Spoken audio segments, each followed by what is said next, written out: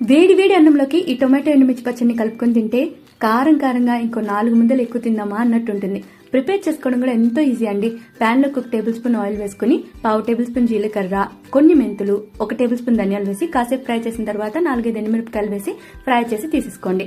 ఇప్పుడు ప్యాన్ లోకి 1 table spoon oil, 3 టమాటాలను చిన్న చిన్న ముక్కలుగా కట్ చేసి వేసుకుని మెత్తబడేంత వరకు ఫ్రై చేసి తీసేసుకోండి.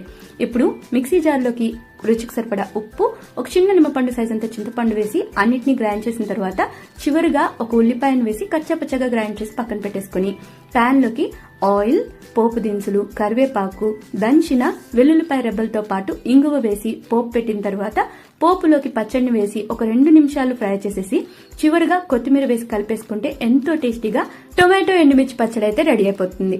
ఇది వేడివేడి అన్నంలోకి వేసుకుని తినేటప్పుడు కారం అనిపిస్తే కాస్త నెయ్యి తగిలించి తిని చూడండి, ఇంకా బాగుంటుంది.